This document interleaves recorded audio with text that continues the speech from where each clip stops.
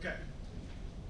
Good. Still morning. I realize I'm the last person before lunch. I keep you from going to food, so we are going to move this through a lightning round in the next 30 minutes. So this hot topic, well, actually, before we get to lunch, if anyone wants to catch me at lunch and talk about the golf ball, just know that we are finally doing what Tillinghast and Ross and all of them wanted us to do in the 30s and 40s. We're now getting around to it. We can put that conversation to bed and move on to something else. Thank you for that, Jim.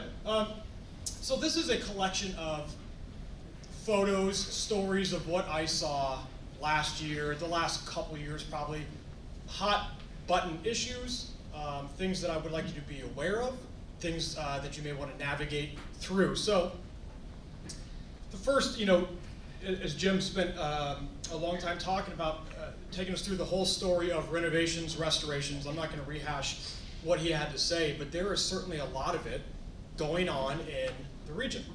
And some are big, like full-scale type renovations. Others are small, not quite one bunker here or there. We're a little bit bigger than that now probably, but not everyone is doing we're going to close the course and redo it all. It is bunkers or tees or fairways. There's just a lot of work going on. And I will say, for years, I'm 11 years now with the USGA. For the first, 5, 6 or more, I really did try to convince courses to do what's best for you, right? Don't worry about everybody else. Don't play the comparison game. Do what's best for you.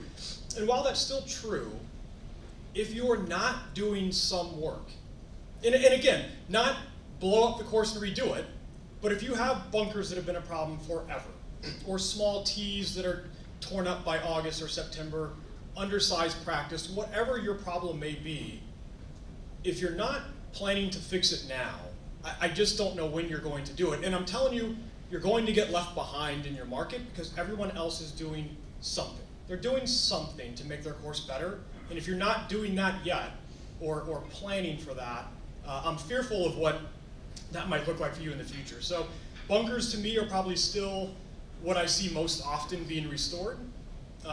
Different sands, different architecture, different liners. That's a whole different conversation that we don't have time for now. But bunkers are expensive to maintain. There's no way around it. And the expectations put on bunker maintenance and playability is really high. And it's really high in this area, higher than anywhere else you go.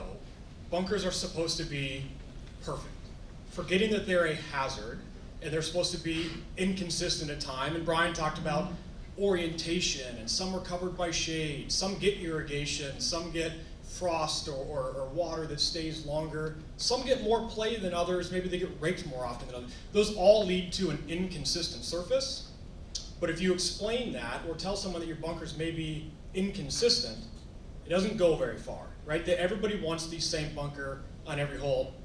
Not always the case. So probably what I see renovated most often, some people are doing putting greens, large scale renovations. Perhaps you're closing 9 holes, 18 holes, whatever it may be.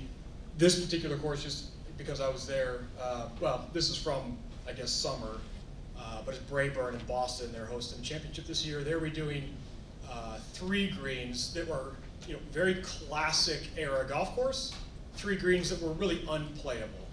And they knew they were unplayable. Signing on for a championship really helped show them that they were going to be unplayable. We just didn't know where we were going to put hole locations. So there was a lot of this work. Fortunately, in this Met area, in New England where I am, there's a lot of really great classic era golf courses that, with today's demands on playability, some greens, perhaps 20 greens, they're just not as playable as they could be with some perhaps softening or even a rebuild. One thing I want to mention here is Brian touched on hiring an architect versus doing something in-house. And whether you like it or not, whether the architects like it or not, there is work being done in-house. So my cautionary tale here, and the story behind this is, great little 9-holer just on the mainland side of Cape Cod, where they removed a couple bunkers on the left side. There were some trees there. It was really just a cluster over there. So they cleared it out, as you can see, and there's still some mound and they do some work. And when I was there, there's a golf chairman was there, the president was there, and their initial reaction, they're not alone. golfers tend to skew towards this. When you see this opening, whether you've removed trees, you've removed something, your gut reaction is to, we have to have something put back. And so as they stood in this area, there was a nice wide open piece of grass, their gut reaction was, we need bunkers. And we need a lot of them. And again, this is a 9-hole course, it's a great little golf course. The last thing they need is more bunkers, more things to maintain. So my tale here is, if you're thinking about doing something like this, maybe it's the left side of a hole, whatever it is, and you're doing it in-house, maybe you don't need an architect, or you don't want to consult an architect for this, play it out for a year. Before you put a bunker in, or tree, or trees in, or do something, play it. Play it for a season, and decide what you need to do. My guess is probably nothing. Or you say, yeah, we need a bunker. And now we've played it for a year and we know where it should go. Or we need a tree or some tall grass, whatever it may be, but don't jump to, hey, that's wide open where it wasn't before. Let's fill it with something. Play it out. Play it out, take notes, and see where it goes. So the story then on this is, with the amount of renovation work going on, is just because it's new doesn't mean you're done with it. Okay, so I get this all the time with putting greens in particular. Putting greens are rebuilt, they're regrassed. I don't care if they're sodded, seeded, doesn't matter. In particular when they're sodded, probably. When they open up, they're beautiful. They're brand new, you got all the newest, latest bells and whistles in it. And golfers assume that it's going to be just like the old ones. Well, you need, in this example, you can see that top portion is a sod layer. They've rebuilt the putting green and sodded on top of it. That sod layer needs to be blended. Doesn't need to be rototilled. You know, we're not talking massive aeration or intrusiveness here, but you need to do something. So just because that putting green is new doesn't mean you're done maintaining it. You're still going to have to keep on this, perhaps even a little bit more for the first couple years to get it blended and grown in and ready to go. In the worst situation in this, if you're a golf course, the superintendent's in the room, if you're going to do 1 or 2 greens, that's harder than doing all 20. Because the expectation is we have 100 greens, or 100-year-old greens, that play like this. And we're gonna redo 2 greens for whatever reason. And the expectation is these 2 greens are going to play exactly like these other greens, however many you have left, that haven't been touched. And that's just not the case. And it may not be the case for a long time, depending on construction type, grass type. There are a lot of factors that go into this. They may not match for years. For getting that one season, it could be a long time. So just know that. I'm not saying if you only want to rebuild 2 greens, you should do them all just for that reason. But know that a really tricky situation is, I'm only going to do a couple, and you want to get them to match the others. You're going to be in for a couple years of literally growing grass versus maintaining a plain surface. And there's a big distinction there in what superintendents do. What I do at home is grow grass, right? That's what we do in our home lawns. What superintendents do every day is manage a plain surface. Those are 2 very different things. Tree management, Jim touched a lot on this. I love these white pine photos because I've got them from everywhere. We're getting better at this, but as Jim alluded to, white pines are brittle. They crack, they fall apart. I look at trees like this, and it's a personal preference, I suppose, and I can't believe they still stand. This is a nice golf course. I'm shocked that people don't look at these and say, those are really ugly. But they do. They stand everywhere. So I left all the architecture and playability to Jim. He covered that. One thing that you don't always look at is trees in general. Pine trees in particular, but hardwood's the same. What do they do under the tree? What's the maintenance of that? So look at these pine needles that are dropping in the fall. In the one blower I have in the photo here, this is a lot of work. So then you start to question, are these trees really worth the amount of time spent in just cleaning up pine needles? Wouldn't you rather have this maintenance staff doing anything else on the golf course? Drainage to help improvement.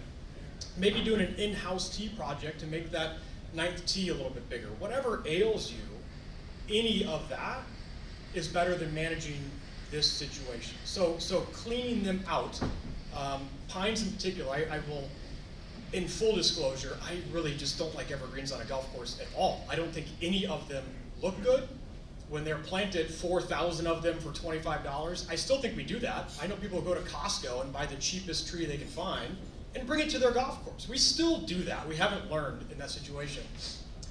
But when you get these rows, straight lines, to me that stands out. You're on a very natural setting.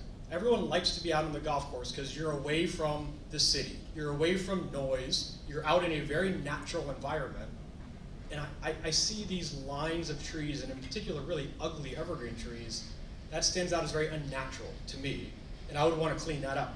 We are doing better as an industry and certainly in this region of doing that. I see this a lot. Double hazards, blocking things. Again, these are personal preferences. Some people in this room may like this situation. I go to this golf course. I was there for a visit last summer in Connecticut, and we're looking at this situation. I said, well, take me where most people land. And now I'm with the pro, actually the golf chair was there. So we're walking in the fairway where I took this photo in the general area where most people land. I said, well, who's gonna play around this tree? You're all average golfers, right? Look at our GIN system. You're in that 14 to 15-ish handicap range. You're not that good. So look at the shot you need to play over this hole. How do you, and of course the answer I get from everybody is, well, it's quirky. We like that, it's quirky. Well, sometimes quirky just isn't the best answer for the golf course, but listen, it's your course. If you think everybody has that high draw around this tree, go for it. I would argue that most don't, and especially when you bring guests, this is a tough situation. This is our first hole. This is your first look at the golf course, and it doesn't get much better from there. But just know that we're getting better at recognizing some of these playability type tree issues. Okay, it's quirky. We've always kind of had it and just dealt with it. But would it be better without? I would rather a ball land in that bunker and play from there versus hit that tree, rattle around, who knows where it goes. From a pace of play perspective on your first hole, it would be better without. If somebody lands where I am, I'm in the middle of the fairway, I'm really happy that I've landed there, and now I don't know what to do. Versus if I could hit it's not a very long shot from here, 8 iron or less, perhaps land onto the green, perhaps I'm putting for birdie or par, I'm already feeling better about my day than navigating the situation. So I see this. I'm sure you guys have it on your golf course somewhere. Sometimes it's very obvious, sometimes you gotta look for it, but these double hazards. You've landed in a hazard, you're an average golfer like most golfers are. How do you navigate out of that? And what do you expect people to do with that shot? Another thing I think we're doing a really good job of recently, it comes up on visits a lot lately, is highlighting specimen trees. Because again, you have them. You have some very old golf courses here with some really pretty trees. So you can see this photo, again, in Connecticut. This lead tree is spectacular.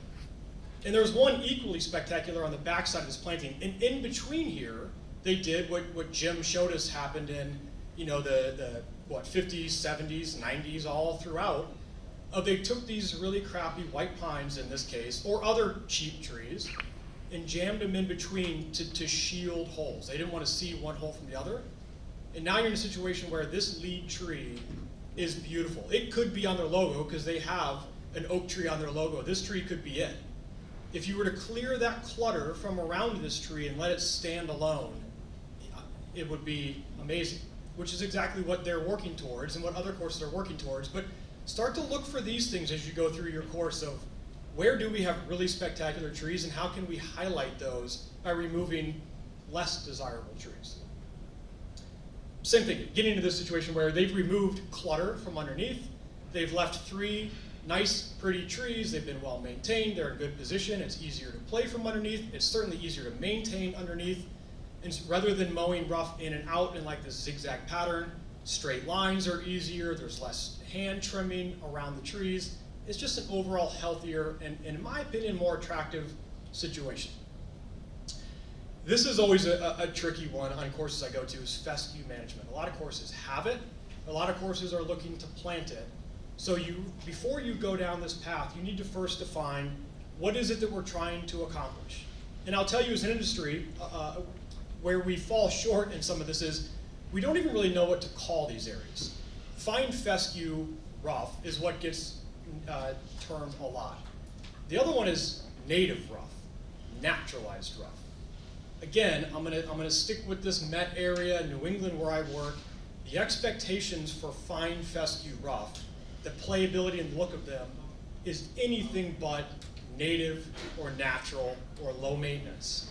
So if you are trying to accomplish a low maintenance situation, that is going to look very differently than a very intensely managed situation. Okay, so know that as you plan these, first, what do we want from them? What are we trying to solve for, and what's the goal for these areas? So you have a situation like this. This gets the same name of naturalized rough as another photo I'll show you that's truly let to grow. This is anything but natural. And golf courses like this, who have a lot of acreage, will spend more time maintaining these and bunkers than they will putting greens. And really by like 2 or 3x. There's a lot of money being spent in these naturalized hazards. And I'm not telling you not to do it. I know where I am. I know the expectations for these areas here. But as you plan more of them, or perhaps you don't have them and you're thinking through some of them, just know that while they do add a nice contrast and texture to the golf course, they really are attractive if done well. They are not cheap, they are not inexpensive, they are not low maintenance, unless you choose to do that. There is a difference in the last photo I showed was sodded. That's going to be very thick and dense year 1 through maybe 3 or 4 even, versus seeded like this. The advantage of seeded fescue is you can manage the seed rate. You manage density on day 1, but fine fescue is very slow to grow. So you need patience. If you need immediate transition of an area, sod it and know that you're going to have to thin it out on the back end and probably don't want to hit your ball in there. Or if you've got some time and patience and it's an area that you really want to manage density, seed it, but just know that you're going to be in for a couple years of, it's thin. You're going to have a little more herbicides in that situation on the front end because you're going to have some bare ground. Long term will be better, I think, long term, because you've chosen the seed rate, but it does take a lot of time. Irrigation, I put this up not trying to get you to irrigate it, but for those who complain about really dense fescue right off a fairway, placement is important. Fescue does not like water. It needs water while it germinates. Once it's up and growing, cut that water off. Now, unfortunately, we live and work in an area where we're going to get water from the sky, right? We're not in the desert somewhere where we can truly manage water. So in a wet year, your hands are tied in situations. But if you're planting fescue in areas where you have irrigation coverage, pick one or the other. Do we move fescue further away from irrigation? Do we move irrigation? That's your call, but the two don't play nicely together. I still use Erin Hills, the US Open as my example, for 2 reasons. A, they got the seed mixture flopped on this, so they put the denser seed closer to the fairway and the thinner stuff further away. But they also had irrigation that through. So if you saw those photos, if you remember Erin Hills, we did a lot of string trimming on the edges there to thin out that stuff. It was better at Erin Hills to miss. If you're going to miss way out there because it was nice and thin. That stuff right off the fairway where you're probably more likely to miss. That's the really thick, dense stuff that either gets irrigation or fertility from rough, something like that. So just know that you need to monitor that line. Last year, this came up quite a bit because it rained so much. So if you have fine fescue all over, and it rains like we had, rain and wind, it lays over and lodges. So if you have it, you've seen it where it really kind of lays over and gets mixed together. That's lodging of fine fescue. There is nothing you can do for it in that situation but mow it. So this course here, they were playing with a couple different machines. On your left, they took a machine all the way to the ground to see what it looked like, and then the middle section was like that 4 to 6 inch range, probably what you would cut it like spring and or fall, and then the right was native. And they let the golfers decide, do you want that lodged, like you really can't play from it, you're probably not going to find a golf ball in it, or should we come back and cut it some point in summer and just kind of play on? And for them, the decision was made to let's cut it, let's make it playable. We know we're sacrificing the look of it, but we want to play from it. And they had a lot of it. They had a lot of fescue everywhere. So they really were concerned about pace of play and placement. And that gets me to the placement of it. If you're still placing fescue, it's important to know who plays there. And not just stand on a tee and assume who plays there, but let's actually know it. So an easy pitch for me is, we, the USGA, offer a data tracker service. I know some of you in this room have used it, where we'll give you a data tracker, or a GPS tracker, sorry, about as big as this. You put it in your pocket, you play golf. This tells you exactly where you move through the course. And we give it to you long enough and ask you to give it to a wide breadth of players. We want men's day, we want a weekend, we want ladies' day, we want senior day, we want to see everybody. Because what happens a lot, where we fall short, is when I go to a golf course for a visit, it's often the green committee, maybe it's the green committee chairperson. It's just a few people from the course, and they're speaking for the golf course. So as we stand on a tee and look out at fescue placement, and they say, no one ever plays over there, let it grow, fescue it, no one ever sees it. And then you do these data trackers and see where they go. There's a lot of people there. There's women there, there's juniors there, there's senior there. I'm often over there. So when you start to use this real data and overlay it on the course, you see that that's not a great spot for that. Or maybe it's okay, but we just got to keep going further away. Because know that anytime you put fescue, it is not like a water hazard where your ball lands in the water, you see it splash and it's gone. Your ball lands in fescue, you got hope. You're going to look for it. And I'm telling you, you're going to spend longer than the 3 minutes, and you're probably going to come out with a couple pocketfuls. You didn't find your ball, but I'll be damned, I found several other white ones that they're going to play. They're going to play just fine. And if they say Kirkland like mine, I'm going to black Sharpie them, and nobody's going to know. That's fine. These can kill pace of play. For as good as these are on a golf course, I love them. They will kill pace of play if you don't put them in the right spot. So if you're adding more or heading down this path, it is really important to know where you're going to put these.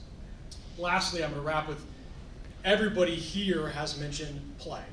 There's a lot of play recently. Fortunately, I don't see it going away.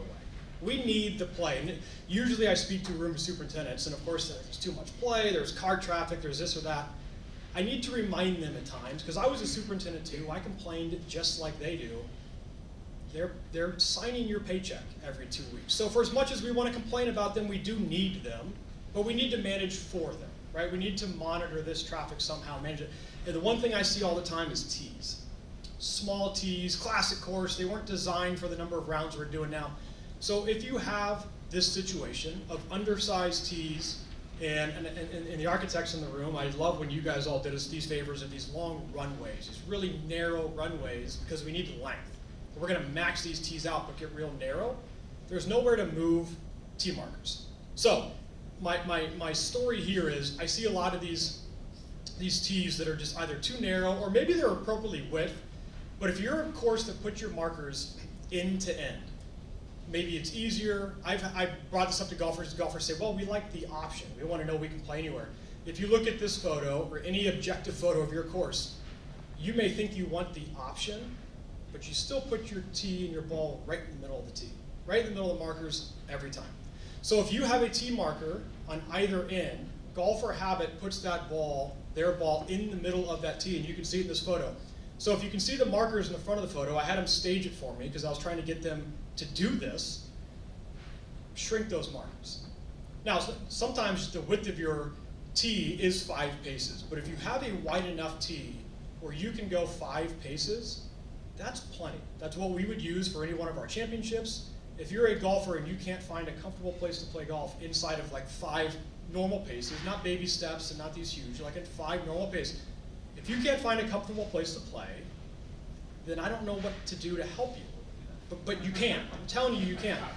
But what it's going to do if you see this situation, it's going to truly give you a right hitting surface, a left hitting surface, and then a middle if you want. So rather than have them end to end and golfers just chew up the middle of that day, although you can move markers forward and back, you can get them out of yesterday's play, you're never getting them out of the center of the tee. And that's where you get into those really crown tees. You guys have probably heard superintendents talk about that. Maybe you've already fixed them on your course, where all your divots are being filled up the middle. So that's where you put your sand. You add more sand, that changes the shape of the tee. So if you can spread wear left, right, center, you can take that one line and actually make 3 days out of it, at least 2 days out of it, if you want, or if you can. So that's an easy way, before you get into a T project, to start to monitor and manage traffic in those situations. So with that, I've got just a couple minutes, maybe not even, of questions. Anybody? Okay, it's lunchtime. I got it. Thank you.